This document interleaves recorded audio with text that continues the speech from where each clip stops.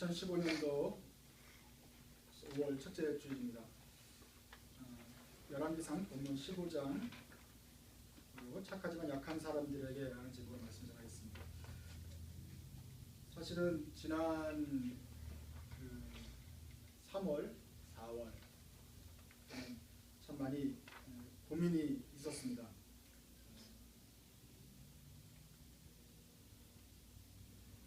그 세월호 참사 1년이 다 돼가는 해이기도 했고, 또 이 봄이 제가 계속해서 고민하는 문제를 또 풀어야 되는데 풀리지 않는 숙제 때문에 고민하고 있습니다.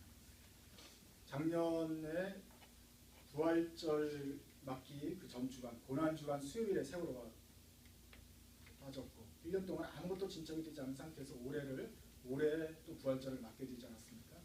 그 고난주간도 역시 사람들이 고난을 당하면서 하고 있고, 아직까지도 진상을 좀 규명하자 나는 말만 해도 좀 물대포를 쏘는 그런 상황이 벌어지고 있어서 지금 답답한 상황이죠. 그런데 또 선거를 해보면은 이제 나라 전체적으로 그 덕장 분위기가 더 많이 있습니다. 그래서 이게 어떻게 풀려야 되는 것인가 한마디로 좀 고민이 되고요.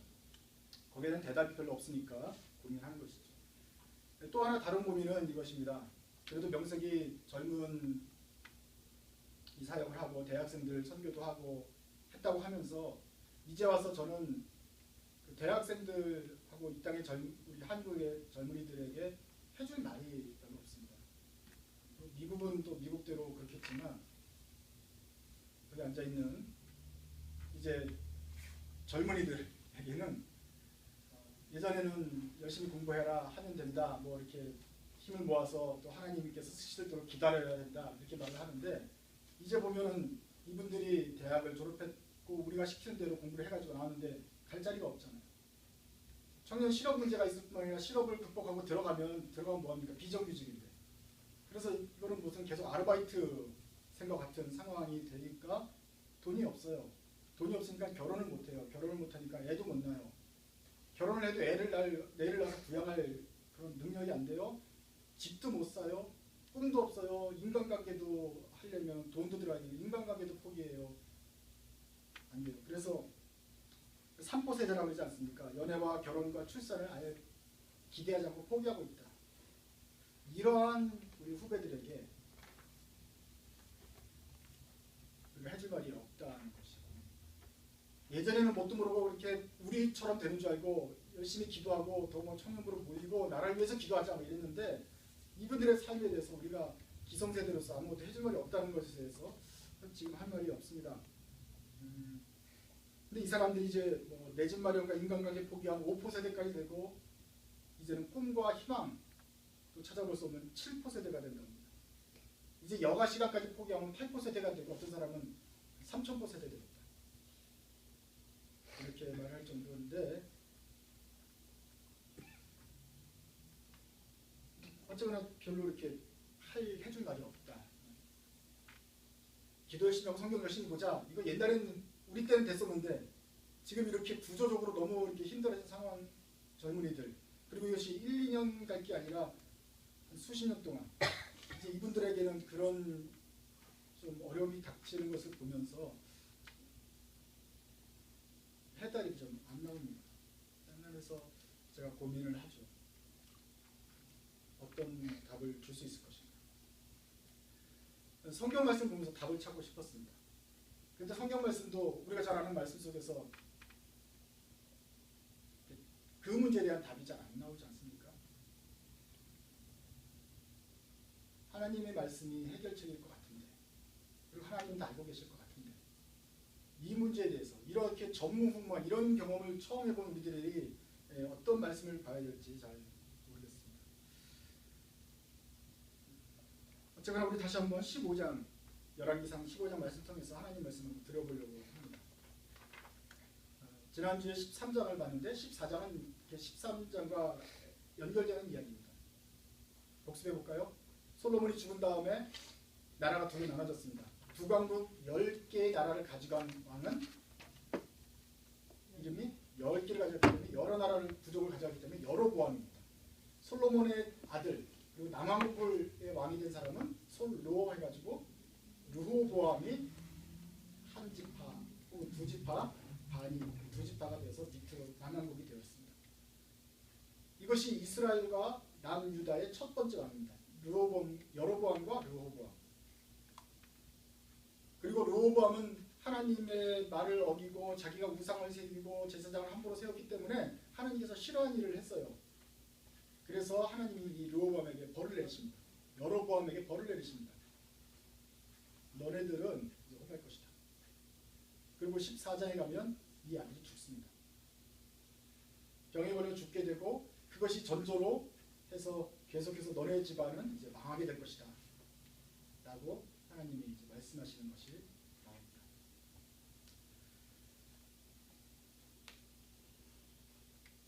남쪽은 어떻게 되느냐? 북쪽은 이제 북왕국은 열왕국이기 때문에 그래도 좀 나라가 좀 규모가 있으니까 정치 경제적으로는 그냥 괜찮습니다. 그러나 남왕국은 졸지에 그 솔로몬의 영화가 갑자기 10분의 1로 딱 줄어드는 그런 상황이 되기 때문에 남아있는 왕이 그냥 우리 두 지파 가지고 그냥 이만큼만 사는 거기 때문에 영토도 좁아들고 사람도 없어지고 국방력도 약화되고 그러니 법통으로야 정통성이야 솔로몬의 아들이지만 이 나라가 아닌 것이죠. 그러자 이집트가 쳐들어옵니다. 그 전까지는 솔로몬의 왕국에 이렇게 쳐들어오면 자기네들 큰 피해니까 그냥 외교로 그냥 했던 이집트 제국이 딱 나라가 좁아지니까 작아지니까 대번에 쳐들어옵니다.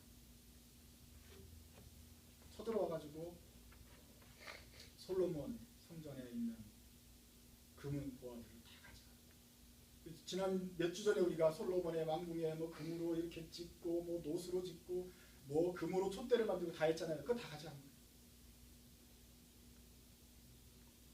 그리고 유다는 이집트의 거의 식민지처럼 이제 물려 살게 되는데 거기에 대해서 어떤 대항할 힘도 없습니다. 솔로몬이 자기네 시위대 그 자기 경호대 방패를 만들었잖아요. 금으로 된 방패를 가지고 이 번쩍번쩍하고서 했기 때문에 솔로몬이 가는 곳마다 그 경호대 방패가 이용이 대단했단 말이에요. 그 금방패도 다 뺏겼습니다. 그러면 어떡합니까? 경호대가 노쇠로 방패를 만들어서 그걸로 이제 구리로 가져다닙니다. 그만큼 나라가 완전히 말이 안 되게 참패를 당했습니다. 굉장히 힘들어지는 상황이 됐던 것이죠. 그러면서 이 북왕국이 솔로몬의 성전이 침략을 당해도 또 북왕국이 도와줄 생각도 안 해요. 뭐 오히려 맨날 싸움만 하기 때문에 남유다는 참 힘들게 되었다 하는 것이 14장에 나오는 얘기고 15장에서부터 이제 이스라엘의 2대 왕 3대 왕의 얘기가 나옵니다. 15장 1절부터 보시면은 남은 유다에 어떻게 되느냐? 아비야가 유다 왕이 됩니다. 그런데 두 번째 왕 아비야는 솔로몬의 손자가 되는죠. 3년 동안 다스리는 동안에 하나님의 말씀을 따르지 않고 다윗처럼 하지 않고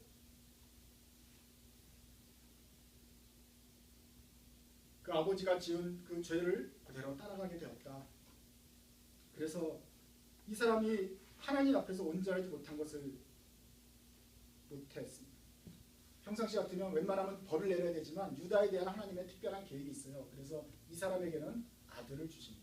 북왕국에는 아들이 막 죽고 그러잖아요. 여기에는 아들을 주셔서 그 아들로 이제 세 번째 왕이 아사라는 왕이 태어나게 되는 것입니다. 그 아사는 11절 보시면 그의 조상 다윗과 같이 주님께서 보시기에 정직하게 행하였다. 그래서 남유다는 가끔씩 이렇게 하나님의 잘못된 길로 갈 왕도 나오지만 하나님이 다시 한번 제대로 된 왕을 세워주시는 그런 은혜를 내려주십니다. 그래서 르호보암 다음에 아비야 나오고 그 다음에 아사가 세 번째 왕이 되어서 주님께서 다윗처럼 그렇게 잘 다스리는 왕이 되는 것입니다. 15절 보세요. 그는 자기 아버지와 자기가 거룩하게 구별해서 바친 은과 금과 그릇들을 주님의 성전에 들여놓았다. 그 약탈당한 황하게다 비어진 그 솔로몬의 성전을 갖다가 다시 한번 금과 은으로 자기 돈을 들여서 솔로몬 성전에 다시 한번 금을 비명들을 채워 넣었다 하는 것입니다. 착한, 그러면서 하나님 보시기에 착한 왕이 되죠. 16절부터는 이런 내용입니다.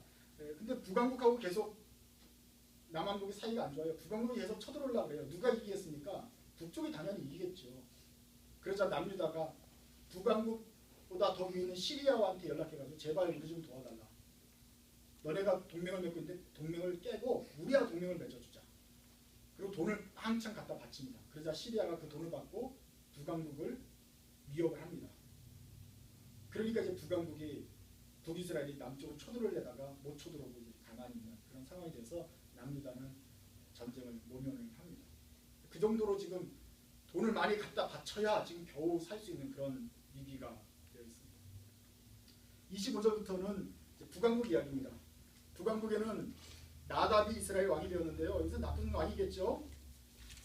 여호와 보시기에 악한 일을 행했고 그는 어떤 길을 갔습니까? 부칠이 걷던 악한 길, 여로보암이 가는 길을 가는 거예요. 그러니까 하나님이 그에게 진노를 하십니다.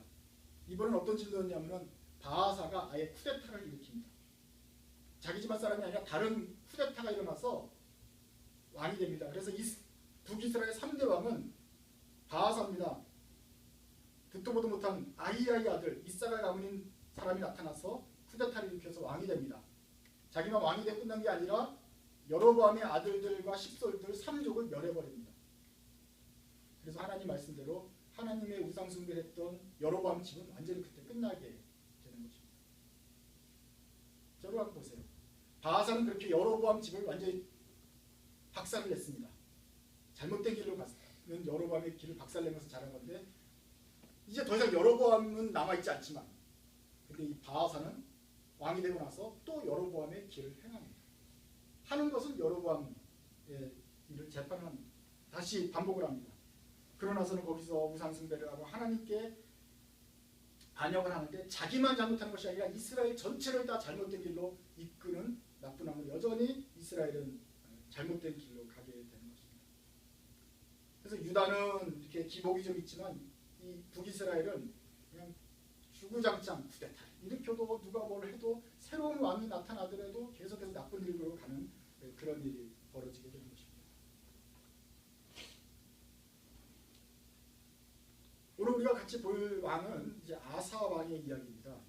그런 면에서 유다 제국의 세 번째 왕이지만 그리고 그의 아버지는 약간 이제 그랬지만 이 아사 왕은 하나님의 말을 잘 들어서 다윗의 길로 가는 사람이라 이렇게 말합니다.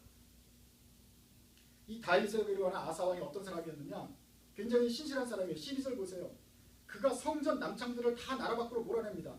벌써 이미 자기가 왕이 됐을 때 남유다도 이렇게 많이 오염이 돼 있어요. 그래서 성전에서 이런 나쁜 일들이 벌어질 때 그것들을 다 몰아내고 우상들을 없애버립니다. 다시 하나님을 잘 섬기는 나라가 되자. 이게 지구상에 유일하게 남은 하나님의 나라이거든요. 그래서 다시 한번 해보자 그러고 있어요. 그럼 어디까지 갑니까? 13절에 보시면 자기 엄마가 자기 할머니 마아가가 아세라를 섬기는 혐오스러운 상을 만들었다는 걸 알죠. 알고 보니까 바로 자기 황태후가 상을 만들어서 섬기고 있어요. 왕궁에까지도. 그래서 그 사람을 황태후에서 내려오게 합니다. 대왕 대비만에서 잘라버리고 우상을 섬기는 사람이 이렇게 하면 안 됩니다. 잘라버리고 그 우상을 가져다가 공개적으로 기드론 시내까지 불태워버립니다. 그 정도로 자기 뭐 할머니, 어머니든 간에 어쨌거나 이스라엘 유다 지파 안에서 우상이 있으면 안 된다. 이래가지고 하나님만 제대로 섬기자고 완전히 다 청결하게 하는 그런 작업을 합니다. 비록 그 산당에 있는 그 조그만 것들은 다 이렇게 하지 못했을지라도 굉장히 제대로 하려고 노력을 했던 착한 왕으로 기록이 되어 있습니다. 그 사람 이름이 누구라고요?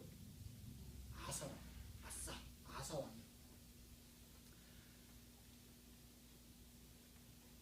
그래서 이 사람은 착한 왕입니다. 근데 약한 왕. 착한데 이런 착한 왕이 바벨론 제국의 왕이 됐으면 훨씬 더 큰 영향을 미쳤으면 있을 수 있었겠어요. 그렇지만 이스라엘의 그것도 갈라진 나라에 2개 가진 지파를 2개 정도 가진 조그만 나라의 왕이 됐어요. 힘도 없어요. 자기 아버지 때 벌써 이집트의 침략을 받아서 거의 식민지가 된 나라예요. 그냥 왕이에요. 북한이에요. 북쪽 이스라엘은 계속해서 침략을 해와요. 그래서 이 사람이 할 일은 저쪽 시리아랑 동맹을 맺어가지고 금을 막 갖다 버치고 제발 저 위에서 좀 견제 좀 해달라 하면서 사정을 해는 시리아한테 사정을 해가지고 북쪽을 좀 막아내는 그거 하는데 지금 바빠요. 우리나라가 지금 과연 살 수 있을 것이냐 못 살 것이냐 하는 그러한 절대절명에 처한 나라의 왕이에요. 착한데 되게 약해요. 힘이 없어요. 금은 다 뺏겼어요. 군대도 없어요. 군사를 모아봤자 두 지파에서 얼마나 많이 모으겠어요. 나라를 지킬 힘이 없어요. 착한데 약해요. 이제 나라가 약해지니까 이제 그전까지는 넘보지 못했던 이웃나라에서 다 쳐들어옵니다. 그래서 역대하 보시면은 역대하 14장에는 이디오피아가 쳐들어온 얘기가 나옵니다. 이디오피아는 바로 이집트 밑에 있는 나라 아닙니까? 이디오피아에서 100만 대군을 몰고 유다로 진격해 옵니다. 이디오피아 사람들이 이런 마사이족 창 같은 거 들고서 100만 명이 그 조그만 나라를 먹으려고 온단 말이에요. 유다가 들고 일어납니다. 가는데 사람 숫자가 훨씬 적어요. 어떻게 해볼 수가 없어요. 그러자 이 사람들이 기도합니다. 불부짓습니다. 하나님, 우리는 도무지 이길 수가 없습니다. 우리 죽게 생겼습니다. 도와주십시오.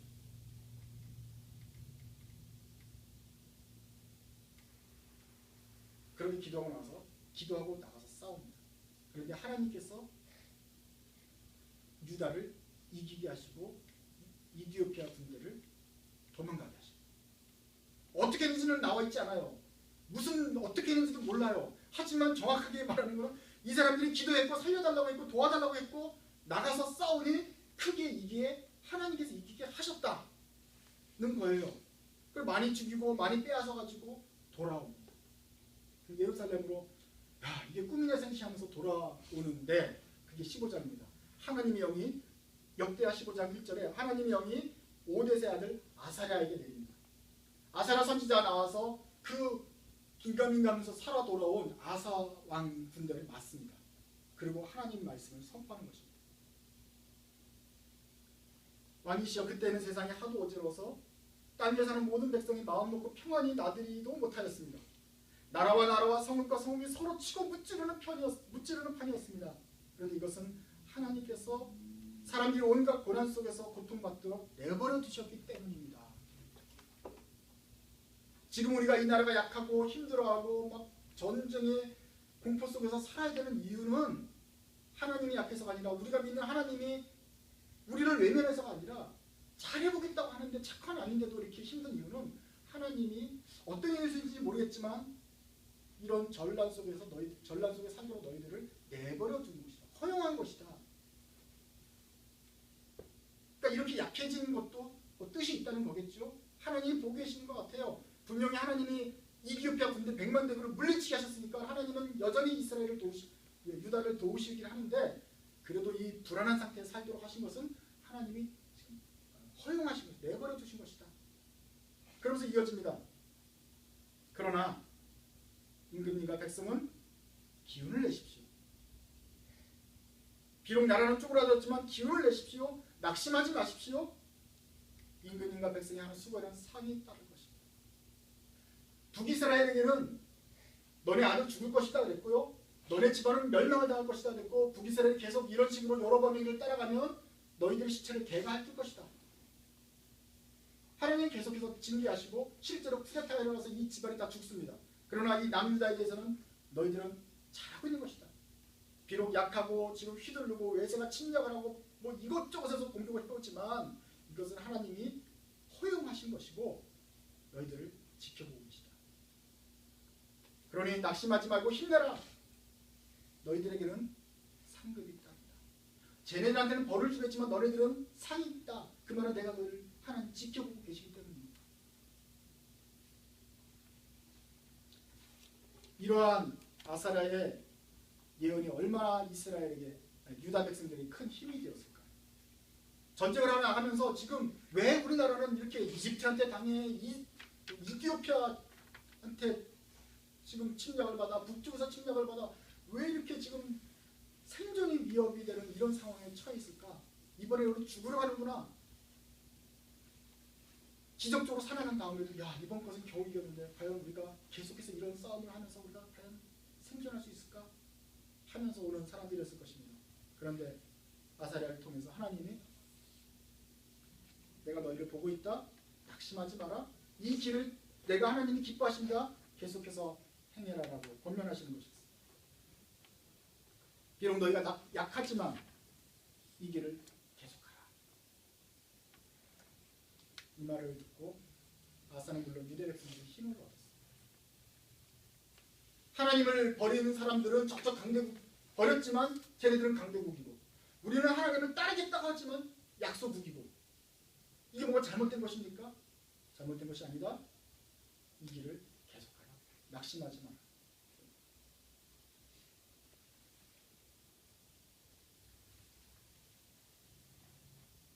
유다 백성들과 아사가 이 말씀을 듣고 힘을 얻었던 것처럼 저도 위로를 받았습니다. 제가 고민했던 것은 바로 한국의 이런 고난이 과연 전에도 있었는지 고민하는 것이었습니다. 물론 6.25 전쟁보다는 비교할 수 없죠. 하지만 6.25 지나서 벌써 50년, 70년이 지난 다음에도 먹고 살기는 많이 나아졌습니다만은 과연 정말 한국 전쟁 이후로 한국 젊은이들에게 이렇게 힘든 시절이 있는가? 언제 어느 젊은이들이 꿈과 희망이 없다까지 할 정도가 되었습니까? 95년도에 그렇게 산풍도 무너지고 뭐 지하철 폭파 사건도 나고 폭발도 일어나고 비행기도 떨어지는 동안에도 우리 젊은 사람들은 그래도 꿈을 가지고 힘을 가지고 나라를 세우는 그런 시기였단 말입니다. 그런데 이제 우리가 안정이 되고 기성세대가 되는 동안에 우리 젊은이들은 희망이 없다. 이런 말을 합니다. 이런 것은 정말 우리나라 대한민국 수립 이후로 정말 처음 있는 일이 아니냐 생각이 듭니다. 이렇게 희망이 없던 시대 과연 제대로 해보려는 젊은이들이 참 많은데 주님은 어떻게 생각하십니까? 고민할 때 이 말씀을 들었습니다. 이 일은 내가 하는 일이다. 내가 허용한 것이다. 이 모든 환난과 어려움은 내가 준 것이다. 그리고 내가 지켜보고 있다. 하나님 말씀을 잘 따르고 믿음 안에 살려가는 너희들은 낙심하지 말고 힘을 내라. 내가 지켜보고 있다. 마치 이것은 아사와 그의 백성들이 처하는 환경과 같습니다. 아사가 그가 이디오피아 군대를 물리치고 돌아왔지만 그렇다고 해서 유다의 형편이 나아지겠습니까? 앞으로도 계속해서 이 나라는 조그만 나라일 것입니다. 앞으로도 계속해서 이 나라는 군사력이 부족할 것이고 자기 나라를 세우는 그 방비하는 데 굉장히 많이 힘을 들여야 되는 아주 조그만 나라입니다. 형편이 나아질 것 같지 않습니다. 앞으로 수백 년 동안 계속해서 진행되어야 할 것입니다. 그런데도 하나님은 이 사람들에게 너희는 잘하고 있다. 힘을 내라. 낙심하지 마라. 말씀하십니다. 앞으로 우리나라도 어쩌면 혼란이 계속될지도 모릅니다. 그 동력을 잃고서 계속 어쩌면 표류하게 될지도 모릅니다. 국론이 분열되는데 이런 상황에서 우리가 하나로 해보자 하는 힘을 모으기도 쉽지 않을 것입니다. 우리 젊은이들은 미안하지만 그들이 40대가 되고 50대가 될 때까지도 어떤 출구를 발견하게 되지 못할 가능성이 많습니다. 계속해서 이 사람들은 약한 세대가 될 수 있습니다. 그때 우리가 이 젊은이들이 같이 들어야 될 말씀이 이라고 생각합니다. 역사를 주관하신 하나님이 보고 계시다. 그들이 보시면서 하나님이 보시면서 이들에게 상도 주시고 벌을 주시기도 합니다. 여로보암의 길을 따라가면은 우리가 강하든지 잘되든지 형통하든지 상관없이 여로보암의 길을 가면 그 아들이 죽고 나라가 망하는 벌이 내리고 결국은 포로 잡혀갈 것이고 이런 상황 속에서라도 다윗과 솔로몬의 길을 따라서 그 마음을 온전하게 하나님께 바치며 나라가 약하든지 혼돈 가운데 있든지 간에 하나님이 도우시고 지켜보시고 이들에게 힘을 주실 것이다. 혼란과 약함과 위협이 계속 될지라도 너희의 인생이 헛되지 않다. 내가 그렇게 평가해 줄 것이라고 말씀하는 것입니다.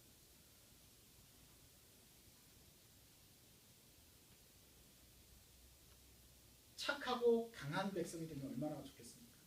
그러나 때로 우리가 착하지만 약한 상황에 처할 때가 있습니다. 마음은 착하고 다윗의 길을 따라가기 때문에 하나님께서 기뻐하실 것 같은데 약한 사람들에게 주시는 말씀입니다. 이때 우리가 해야 될 일은 한 가지입니다.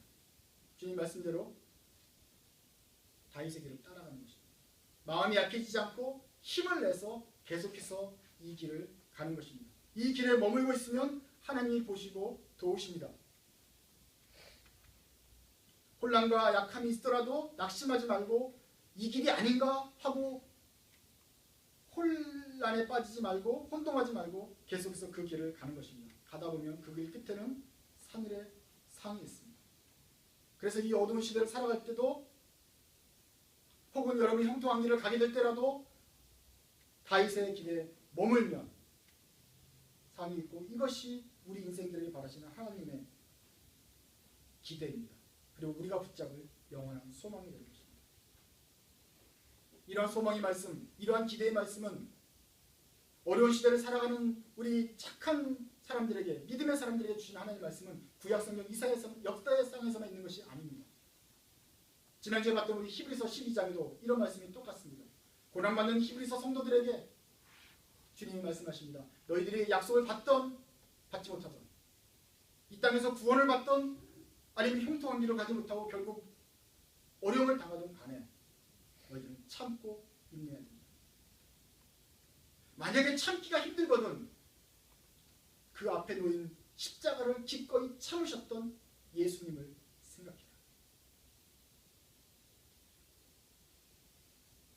이렇게 해서 구약의 말씀과 신약의 말씀이 동일합니다. 낙심하지 말고 지치지 말고 희망을 붙잡고 이 선한 길을 달려가야 됩니다.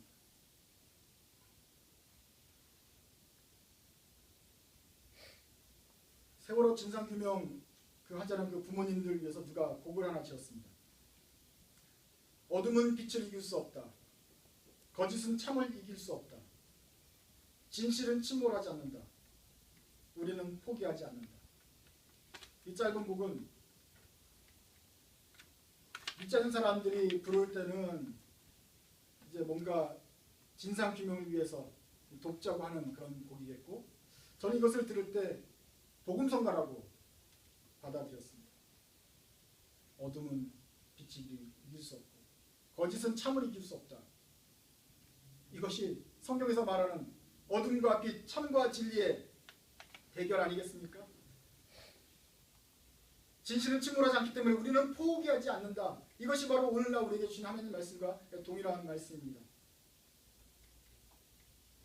선한 싸움을 싸우고 있는 여러분, 때로는 우리가 약한 나라에 약한 형편에 처할 때가 있습니다. 그럴 때 주님께서 하신 말씀 기억하시고 낙심하지 말고 힘을 내어 끝까지 이 길을 가게 되기 바랍니다. 이것이 하나님께서 기대하시는 우리의 행할 길입니다. 우리 형편을 어떻든지 간에 우리는 다윗의 길에 서겠다. 다시 한번 마음을 굳게 결심하시고 이 길을 끝까지 달려가게 되시기 바랍니다. 그 하나님께서 기뻐하시던 다윗이 시편 57편에 이렇게 말합니다. 내 마음이 확정되었습니다. My heart is fixed. 그렇기 때문에 내가 하나님을 찬양하고 노래하겠습니다. 이러한 결심이 여러분이 기도하겠습니다. 하나님, 이 시간에 저희들의 마음을 굳게 하시고 다시 한번 위로해 주시기를 기도합니다. 혼란스럽고 자칫 흔들릴 수 있는 마음을 고정시켜 주옵소서. 우리 마음이 확정되어서 어떠한 상황 속에서라도 주님을 찬양하고 그 길을, 그 선하신 길을 노래하는 주의 착한 백성들 되게 하여 주옵소서. 저에게는 두 가지 길이 놓여 있습니다. 여로보암의 길을 따라갈 수도 있고 다윗의 길을 따라갈 수도 있습니다. 그 마음을 흔들리지 않고 마음을 정하여 주를 섬기는 길에 머물 수 있는 주의 착한 백성들 되게 하여 주옵소서. 예수님의 이름으로 기도드립니다.